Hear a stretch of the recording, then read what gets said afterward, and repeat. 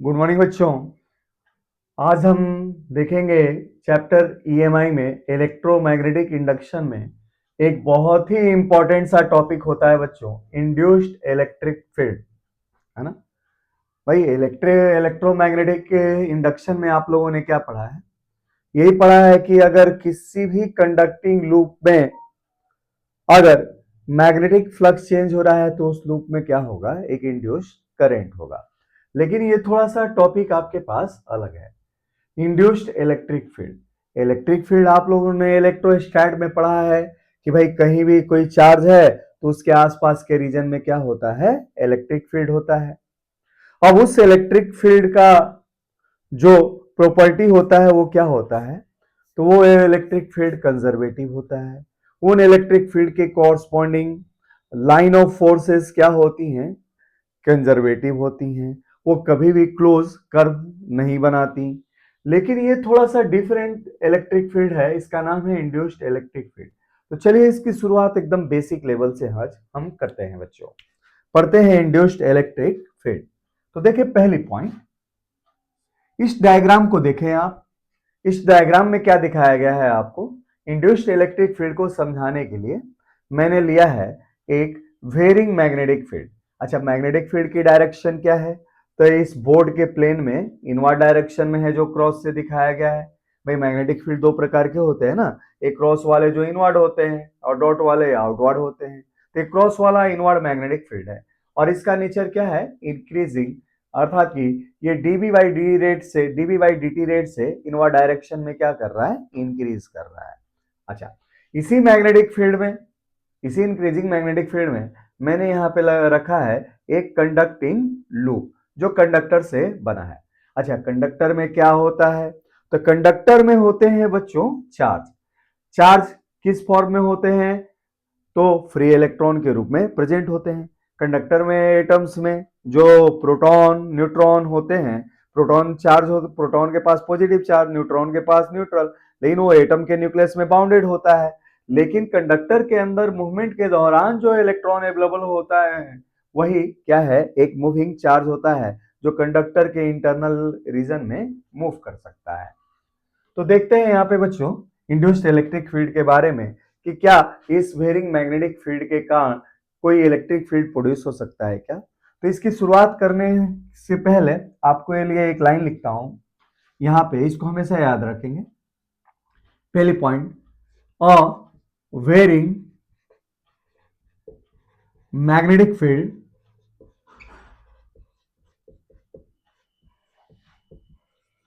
Can produce,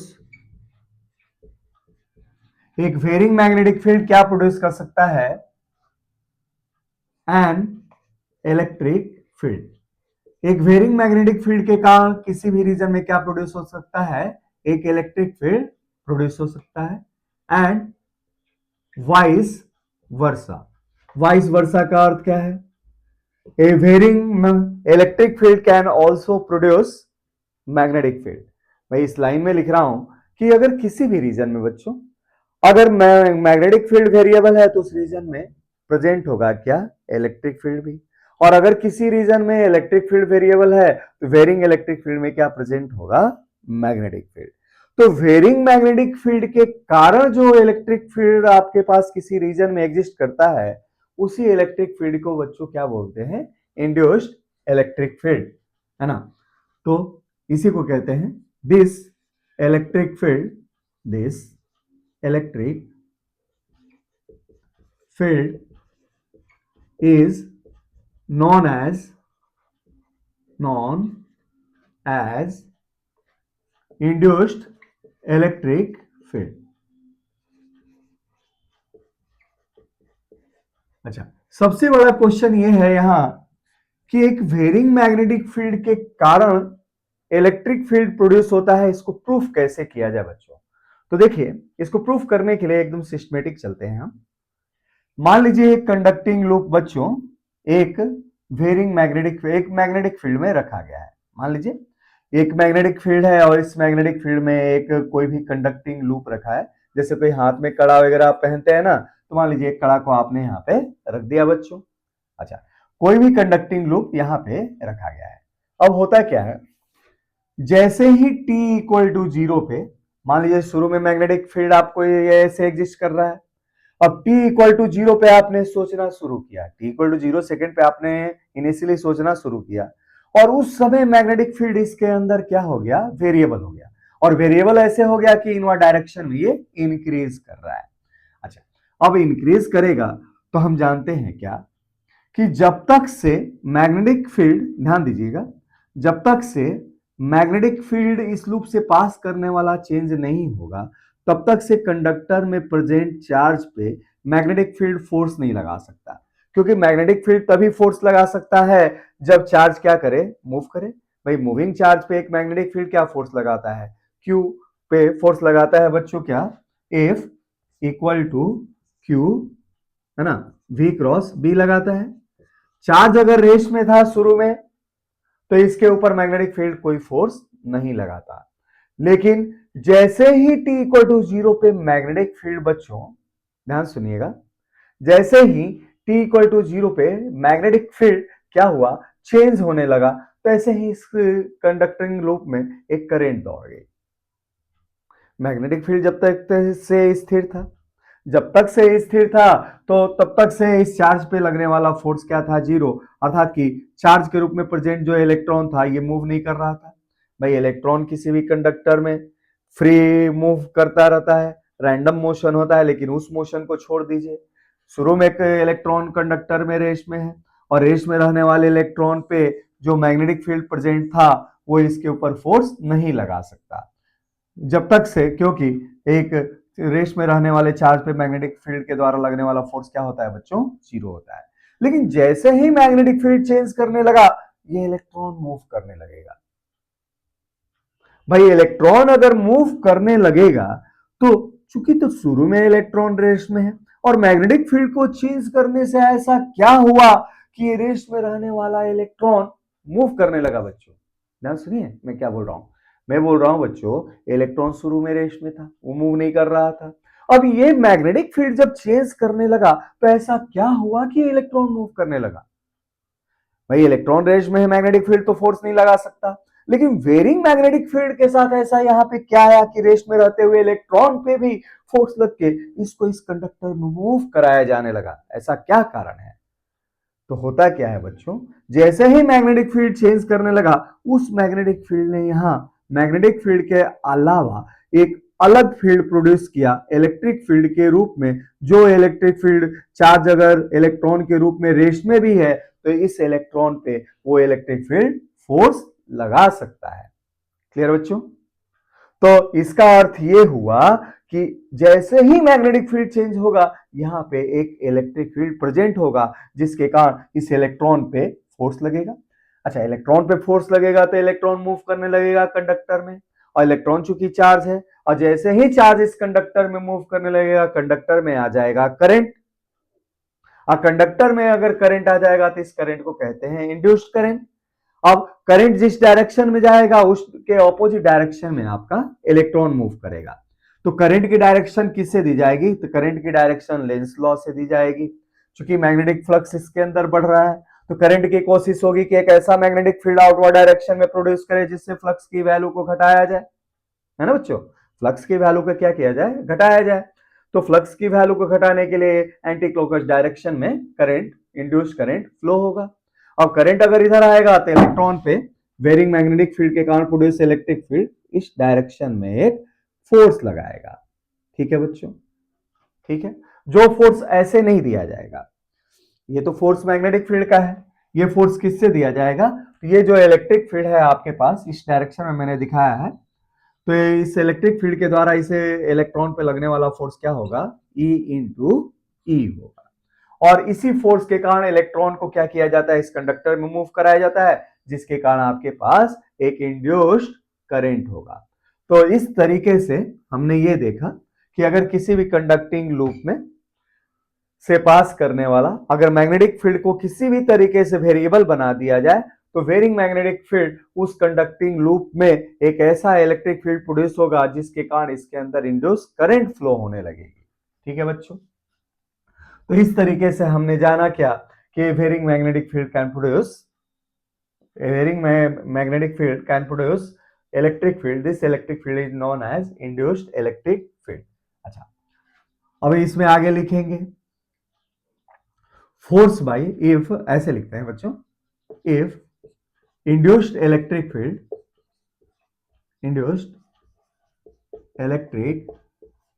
field is E. अगर induced electric field है E, तो then force by it on electron will be, क्या होगा बच्चों? तो ये जो फोर्स होगा ये होगा E इंटू ई, मैग्नीट्यूड में दे सकते हैं E इंटू ई, अर्थात ई।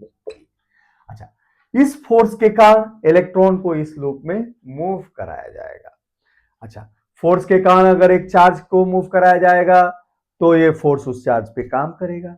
अब work done per unit charge को हम क्या बोलते हैं? क्या बोलते हैं बच्चों? पोटेंशियल बोलते हैं। हमने इलेक्ट्रोस्टैट में पढ़ा था कि एक चार्ज को एक पॉइंट से दूसरे पॉइंट तक अगर मूव कराया जाए तो उस स्थिति में चार्ज पे work done per unit charge क्या कहलाता है? पोटेंशियल कहलाता है। तो उसी तरह ये जो फोर्स है इलेक्ट्रॉन को जब इस कंडक्टिंग लूप में मूव कराएगा तो ये जो फोर्स है इसके ऊपर वर्क करेगा। ऐसी work done per unit charge को हम क्या बोलेंगे? इसके अंदर इंड्यूस्ड ईएमएफ बोलेंगे। ठीक है बच्चों, इस फोर्स के कारण इलेक्ट्रॉन को मूव कराने के बाद अगर वर्क डन W है तो work done per unit charge को क्या बोलेंगे? इसके अंदर इंड्यूस्ड ईएमएफ कहेंगे हम। तो आगे चलते हैं इसमें। तो हमारे पास फोर्स इतना लगा। अब इसके द्वारा, इस फोर्स के द्वारा पूरे लूप में इलेक्ट्रॉन को जब घुमाया गया तो कितना काम किया जाएगा? तो फोर्स इलेक्ट्रिक फील्ड के डायरेक्शन में लगेगा और इलेक्ट्रिक फील्ड की डायरेक्शन हमेशा लूप के टेंजेंट के डायरेक्शन में ही होती है। तो हमारे पास क्या होगा? तो as electric field parallel to tangent, है ना, parallel to tangent to loop, तो therefore work done by above force per unit charge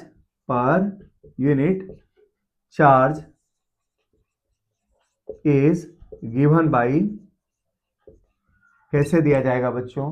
तो work done by above force पर unit charge is given by induced EMF, इस term से दिया जाएगा। और इंड्यूस्ड ईएमएफ की वैल्यू क्या होगी यहाँ पे? तो चूंकि इलेक्ट्रिक फील्ड हमेशा पैरेलल है किसके? इलेक्ट्रॉन के मूवमेंट के, अर्थात कि इसके डिस्प्लेसमेंट और फोर्स एक दूसरे के पैरेलल हैं, तो वर्क डन क्या होगा? F इंटू डीएल के बराबर होगा। अगर इलेक्ट्रॉन को डीएल डिस्टेंस से इस लूप में मूव कराया जाएगा तो वर्क डन क्या होगा आपके पास? F डीएल होगा। और आपके पास work done per unit test charge क्या होगा? मतलब पर यूनिट चार्ज जो इलेक्ट्रॉन के रूप में है वो क्या होगा? एफ डीएल है। और चूंकि इलेक्ट्रॉन को इस लूप में मूव कराते हैं इसलिए हम यहाँ पे क्या दे देंगे बच्चों? Line integration. तो total work done on electron while moving it along the loop on per unit charge के फॉर्म में आपके पास इस रिलेशन से दिया जाएगा इंड्यूस्ड ईएमएफ के रूप में। और ये वैल्यू क्या आएगी बच्चों? ये वैल्यू आएगी आपके पास E, है ना, ई डीएल, है ना, ई डीएल अपॉन ई। तो इस तरीके से हमने देखा, क्या हमने ये देखा कि इंड्यूस्ड इलेक्ट्रिक फील्ड के कारण इंड्यूस्ड ईएमएफ की वैल्यू होती है इस लूप में, वो क्या होती है? लाइन इंटीग्रेशन ई डीएल। तो अभी तक से जो पढ़ा है थोड़ा शॉर्ट में 1 मिनट में समराइज कर दूं। मैं ये कह रहा हूं कि जब भी कभी आपके पास वेरिएबल इलेक्ट्रिक फील्ड होगा उसके कारण मैग्नेटिक फील्ड आएगा, और जब भी आपके पास वेरिएबल मैग्नेटिक फील्ड होगा उसके कारण क्या होगा? इलेक्ट्रिक फील्ड आएगा। अब इस लूप में जो induced EMF variable magnetic field के कारण है वो इंड्यूस्ड इलेक्ट्रिक फील्ड के फॉर्म में ऐसे दी जाती है ना। अब आगे देखते हैं। अब फैराडे का लॉ क्या कहता है? अभी तक से आपने इलेक्ट्रोमैग्नेटिक इंडक्शन में पढ़ा है कि किसी भी कंडक्टिंग लूप में इंड्यूस ईएमएफ की वैल्यू फैराडे लॉ के अनुसार क्या होती है? Minus d phi by d t से दी जाती है। अब देखें आप,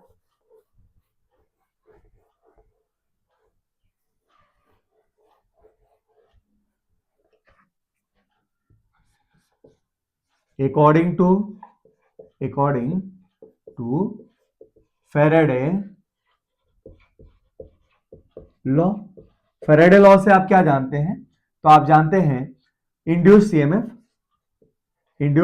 EMF is given by minus d phi by d t. ये फाई क्या है? मैग्नेटिक फ्लक्स है, बी दे दिया मैंने लोअर सबस्क्रिप्ट में, मैग्नेटिक फ्लक्स है। तो ये इंड्यूस ईएमएफ फेरेडे लॉ से आप लोग ऐसे जानते हैं। अच्छा, इलेक्ट्रिक फील्ड के कारण इंड्यूस ईएमएफ की वैल्यू ये है आपके पास, ये भी तो इंड्यूस ईएमएफ है। तो अगर हम इस रिलेशन को ले लें 2 और ये रिलेशन को ले लें क्या फर्स्ट, तो हमारे पास क्या है? By first and 2 in any conducting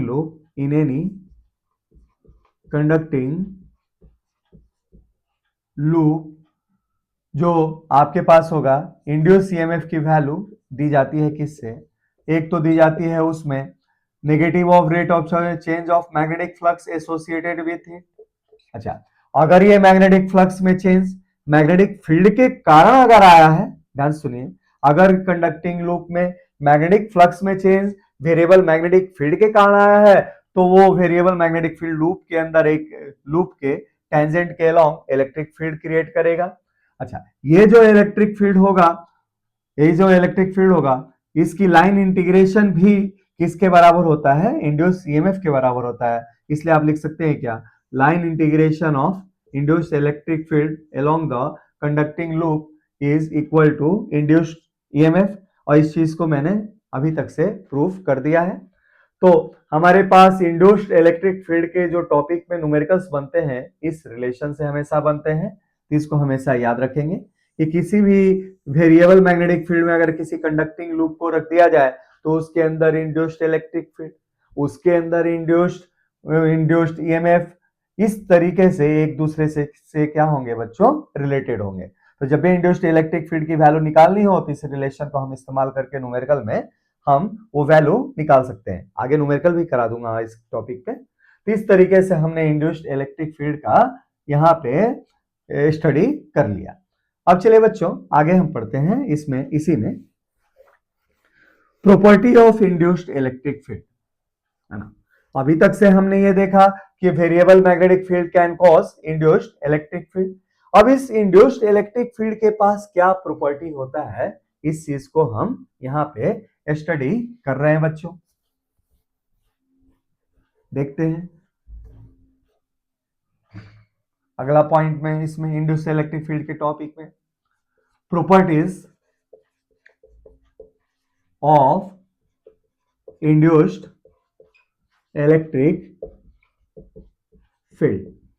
अच्छा, जो इलेक्ट्रोस्टैट में आपने इलेक्ट्रिक फील्ड पढ़ा है, वो है क्या? स्टैटिक इलेक्ट्रिक फील्ड, वो डिफरेंट है। और यहां जो वेरिएबल मैग्नेटिक फील्ड के कारण आने वाला इंड्यूस्ड इलेक्ट्रिक फील्ड है, ये उससे टोटली डिफरेंट है। कैसे कैसे? तो पहली प्रॉपर्टी कहती है it is non conservative in nature. It is non conservative in nature. अच्छा, दूसरा पॉइंट, आपने वहां इलेक्ट्रोस्टैट में पढ़ा है कि जो भी इलेक्ट्रिक फील्ड होती हैं, उनके डायरेक्शन को दिखाने के लिए आप इलेक्ट्रिक लाइन ऑफ फोर्सेस खींचते हैं। और इलेक्ट्रोस्टैट में इलेक्ट्रिक लाइन ऑफ फोर्सेस कभी भी क्लोज लूप नहीं होती हैं, लेकिन इंड्यूस्ड इलेक्ट्रिक फील्ड के साथ जुड़े हुए जितने लाइन ऑफ फोर्सेस होते हैं, हमेशा क्या होते हैं? क्लोज कर्व बनाती हैं। तो associated line of forces, associated electric line of forces किसके साथ? इंड्यूस्ड इलेक्ट्रिक फील्ड के साथ। तो associated electric line of forces are always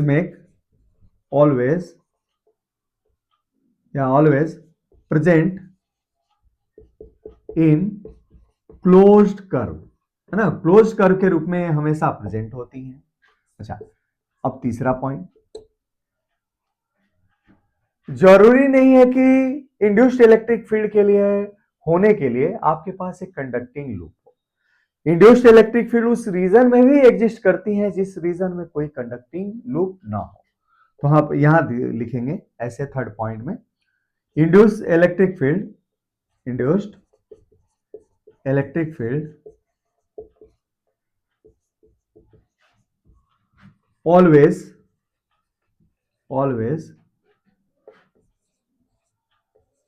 present in the region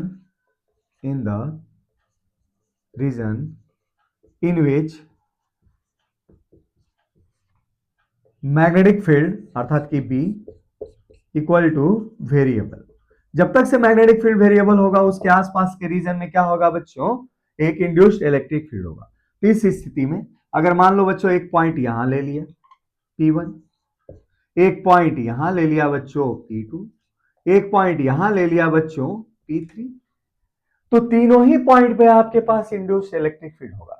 यहां भी होगा, यहां भी होगा, यहां भी होगा, याद रखिएगा।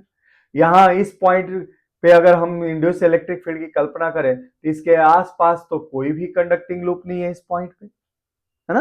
तो और यहां भी कोई भी कंडक्टिंग लूप नहीं है, फिर भी यहाँ पे इंड्यूस्ड इलेक्ट्रिक फील्ड होगा। और यहाँ चूंकि ये पॉइंट कंडक्टिंग लूप के अंदर है तो यहाँ तो होगा ही होगा, लेकिन यहां भी होगा और यहां भी होगा, अर्थात कि जरूरी नहीं है कि कंडक्टिंग लूप हो ही इंड्यूस्ड इलेक्ट्रिक फील्ड के होने के लिए।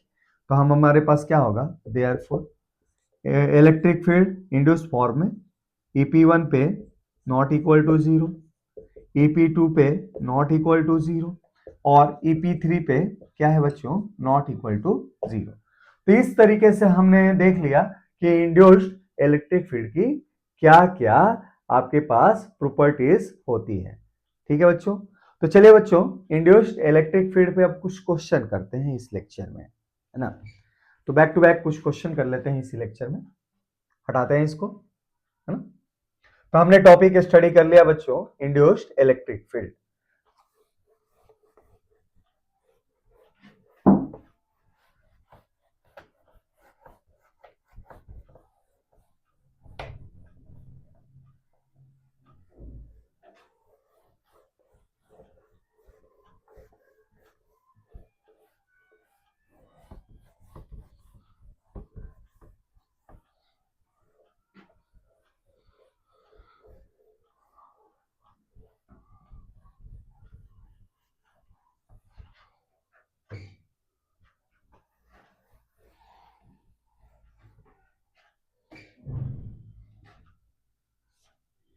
एक न्यूमेरिकल देख लेते हैं बच्चों इसके ऊपर, इंड्यूस्ड इलेक्ट्रिक फील्ड पे हम पहला न्यूमेरिकल देखते हैं। देखिए मान लीजिए आपके पास एक रीजन है ना। इस रीजन में आपके पास मैग्नेटिक फील्ड ऐसे दिखाया गया है इनवर्ट, और ये वेरिएबल है ना, ये वेरिएबल मैग्नेटिक फील्ड है।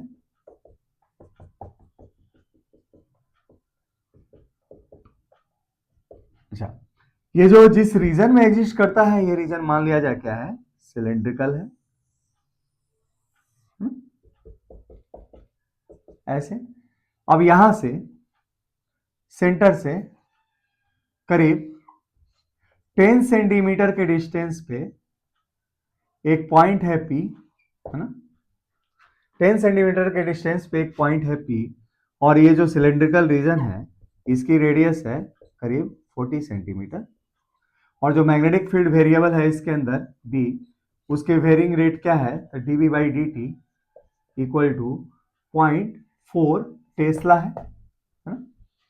तो क्वेश्चन ये कह रहा है क्या, a variable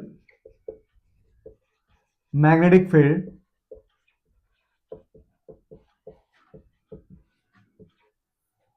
exist in a cylindrical region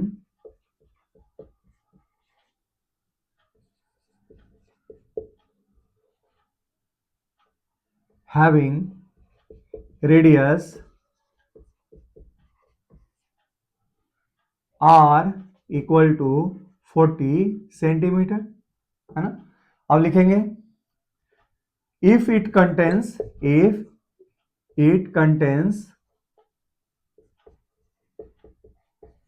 dB by dt अर्थात कि varying magnetic field with rate 0.4 tesla per second, then find then find induced electric field, induced electric field at point P. Point P पे induced electric field की value निकालनी है जब इस cylindrical reason में exist करने वाला मैग्नेटिक फील्ड इस रेट से यहां पे वेरिएबल है। तो चलिए बच्चों क्वेश्चन को करते हैं। आपके पास इस सिलिंड्रिकल रीजन में वेरिएबल मैग्नेटिक फील्ड है। जिस रीजन में वेरिएबल मैग्नेटिक फील्ड होगा उस रीजन में इलेक्ट्रिक फील्ड बच्चों एग्जिस्ट करेगा। जरूरी नहीं है कि कंडक्टिंग लूप हो ही, ये बता चुका हूं मैं। अब इस पॉइंट पे हमें निकालना है क्या, इंड्यूस्ड इलेक्ट्रिक फील्ड। तो ऐसा कीजिए कि मान लीजिए इस पॉइंट पे निकालना है, तो इस पॉइंट से होके हमने एक सर्कुलर ऐसा लूप खींचा, है ना। तो हम ऐसे लिख सकते हैं, if electric induced electric field, if induced electric field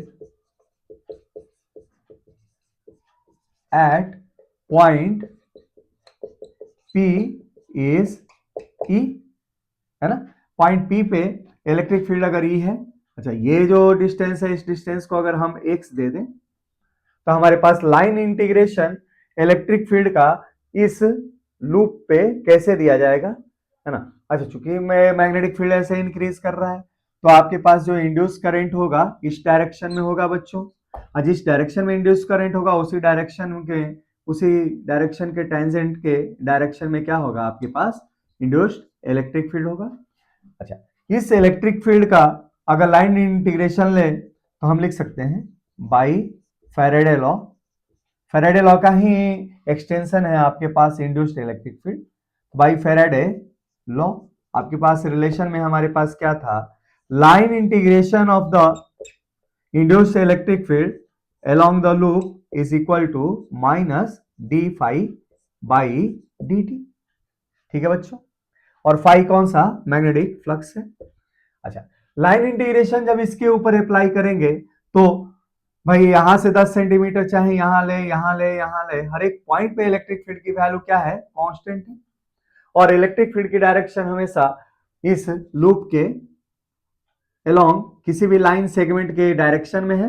तो ईडीएल की वैल्यू अगर वेक्टर फॉर्म में भी लेते ईडीएल क्या होगा, अगर यहाँ वेक्टर भी रख देना बच्चों तो ई डॉट डीएल क्या होगा आपके पास, तो E dot DL equal to E DL हो जाएगा। तो हमारे क्योंकि ई डीएल की क्या होगा, हमेशा पैरेलल होता है लाइन सेगमेंट के, तो हम क्या लिख सकते हैं, ई into 2 pi x.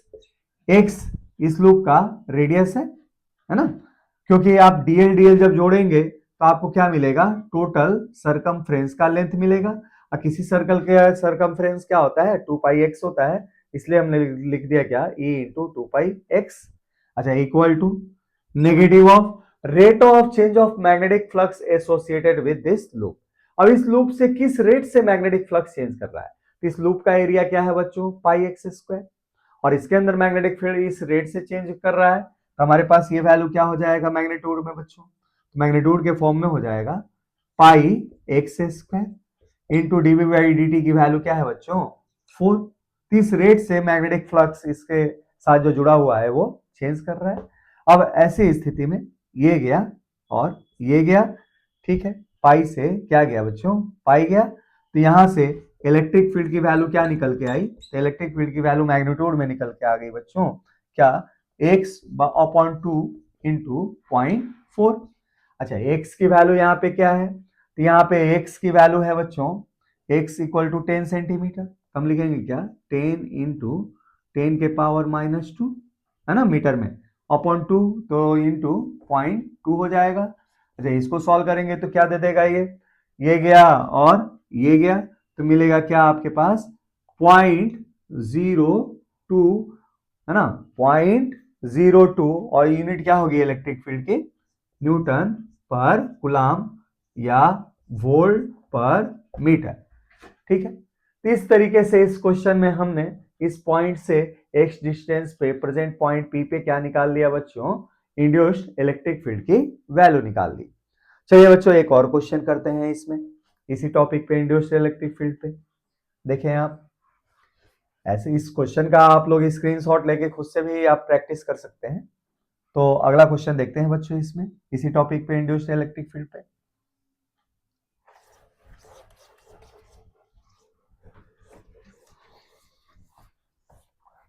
Induced electric field के टॉपिक के ऊपर बेस्ड न्यूमेरिकल को करने के लिए एक और हम न्यूमेरिकल का सहारा लेते हैं, है ना। देखते हैं, एक और न्यूमेरिकल बनाते हैं इसके ऊपर। देखिए बच्चों, एक और क्वेश्चन लीजिए, एन डालिए, एक और न्यूमेरिकल करते हैं। देखिए, मान लीजिए आपके पास क्या है, एक ये स्क्वायर है, ठीक है, और स्क्वायर के अंदर मान लीजिए ये क्या है, स्क्वायर का सेंटर है। अच्छा, स्क्वायर के अंदर, इसके अंदर एक हमने सर्कुलर लूप का इमेजिनेशन किया बच्चों, ठीक है बच्चों। ये सर्कुलर लूप का हमने क्या किया, यहाँ पे इमेजिनेशन किया। अच्छा, इस लूप का रेडियस क्या है, तो मान लिया जाए इस लूप का जो रेडियस है ये r इक्वल टू 4 मीटर है, ठीक है बच्चों, 4 मीटर। अच्छा, अब देखते हैं आगे।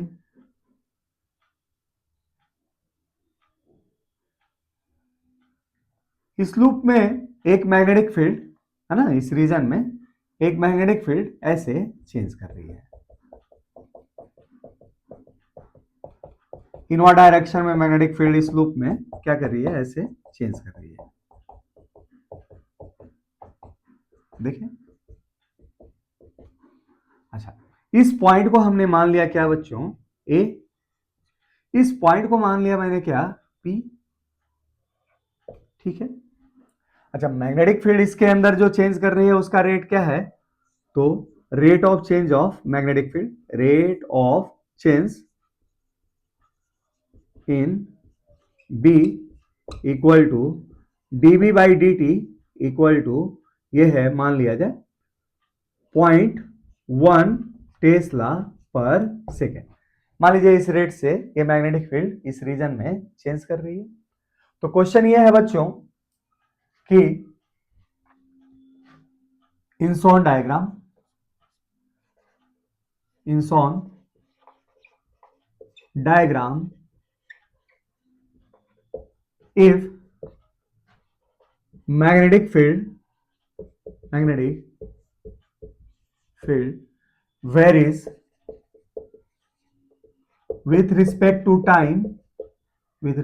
time as dV by dt equal to 0.1 Tesla per second, then find induced electric field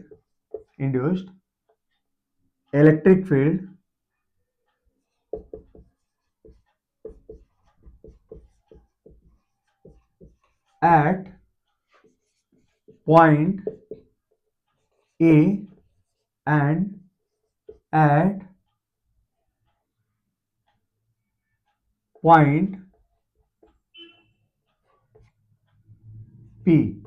अच्छा, अब इस पॉइंट पे अगर इलेक्ट्रिक फील्ड की वैल्यू मान लिया जाए क्या है, E1, और इस पॉइंट पे अगर इंड्यूस्ड इलेक्ट्रिक फील्ड की वैल्यू, अगर इस पॉइंट पे इंड्यूस्ड इलेक्ट्रिक फील्ड की वैल्यू अगर मान लिया जाए क्या है बच्चों, E2, तो इसी E1 और E2 की वैल्यू आप लोगों को यहाँ पे क्या करनी है, निकालनी है।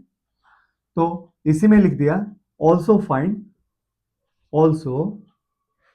फाइंड रिलेशन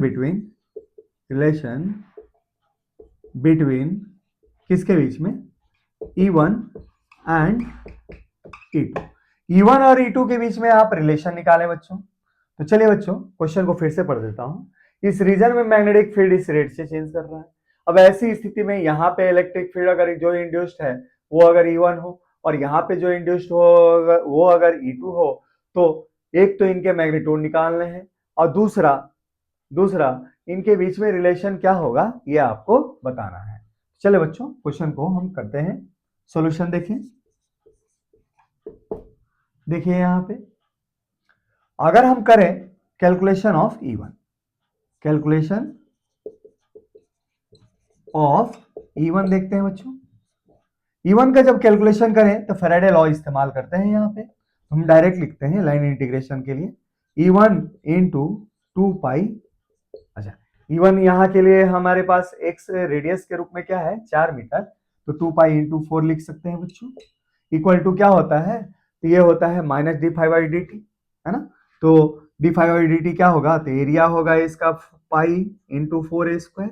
मैग्नीट्यूड में ले रहा हूँ, माइनस हटा रहा हूँ, माइनस बस डायरेक्शन ऑफ इंड्यूस करंट को देने के लिए इस्तेमाल किया जाता है, इसलिए मैग्नीट्यूड में ले रहा हूँ।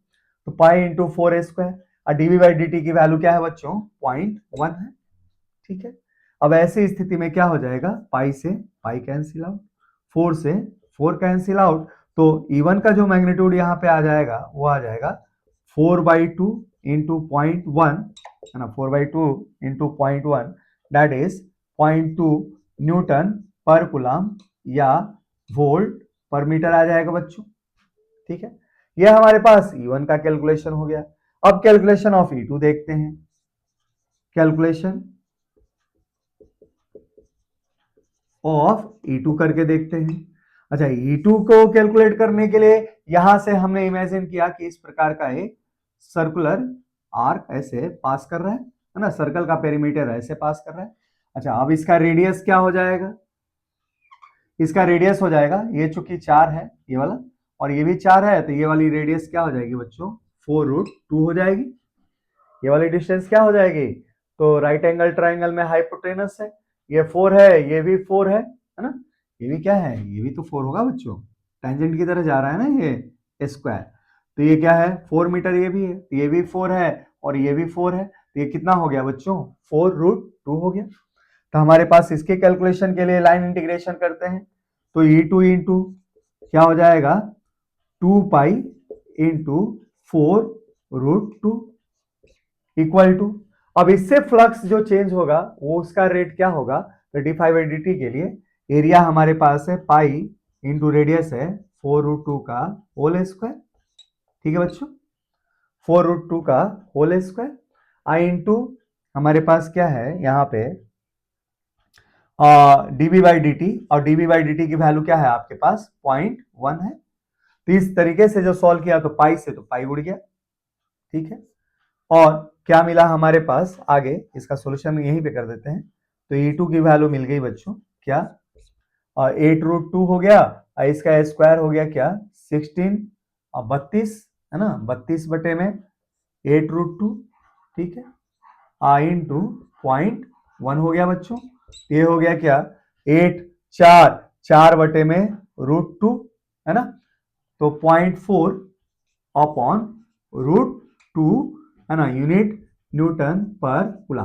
तो E1 आया 0.2 है ना न्यूटन पर कूलम, और ये आया वैल्यू क्या आपके पास, फिर से कैलकुलेट कर लेते हैं बच्चों, क्या हो जाएगा 8√2, इधर स्क्वायर 16 और 16 दूनी 32, 32 बटे में 4/√2, ठीक है बच्चों, इतना आएगा ये वैल्यू। तो अब हमारे पास क्वेश्चन क्या कह रहा है कि also find relation between E1 and E2। E1 और E2 में रिलेशन क्या होगा, इस चीज को कैसे निकाला जा सकता है, ऐसे निकाल सकते हैं बच्चों, इसमें relation between E1 and E2, देखें relation between E1 and E2। अच्छा, इसको करने के लिए हमने क्या देखा, सिंस E1 की जो वैल्यू है, ये वैल्यू कितनी आ रही है आपके पास, तो E1 की वैल्यू आप लोगों के पास आ रही है कितनी 2.2 न्यूटन पर कूलम। अच्छा, अब हमारे पास E2 की वैल्यू कितनी आ रही है, तो E2 की वैल्यू हमारे पास कैलकुलेट करके आ रही है E2 इंटू 2 पाई 8√2, कैलकुलेशन देख ले बच्चों अच्छे से, और पाई x², x की वैल्यू 4√2, 16 16 2 32, है ना, 32 बटे में 8√2, 4 अपॉन √2 0.4, ठीक है। तो कितना आ जाएगा ये आ जाएगा बच्चों आपके पास 0.4 अपॉन √2, है ना, न्यूटन पर कूलम। अच्छा, इन दोनों में रिलेशन क्या होगा, तो therefore E1 upon E2, E1 upon E2 की वैल्यू क्या होगी? तो E1 अपॉन E2 की वैल्यू हो जाएगी √2 बटे में 0.2। अच्छा, ये वैल्यू अगर हम चाहें तो फर्दर भी सिंप्लीफाई कर सकते हैं या यहीं तक हम छोड़ दें। ये आपका क्या हो जाएगा बच्चों? आंसर हो जाएगा। तो इस तरीके से हम यहां भी इलेक्ट्रिक फील्ड निकाल लिए इंड्यूस्ड, और यहां भी इलेक्ट्रिक फील्ड हम लोगों ने इंड्यूस्ड निकाल लिया। तो चलिए बच्चों, एक अलग से न्यूमेरिकल का एक अलग से वीडियो बना देता हूं इंड्यूस्ड इलेक्ट्रिक फील्ड में, जहां और बेहतर तरीके से आपको मैं समझा सकता हूं। चलिए बच्चों, और हम क्वेश्चन करते हैं इंड्यूस्ड इलेक्ट्रिक फील्ड के ऊपर। तो देखते हैं बच्चों,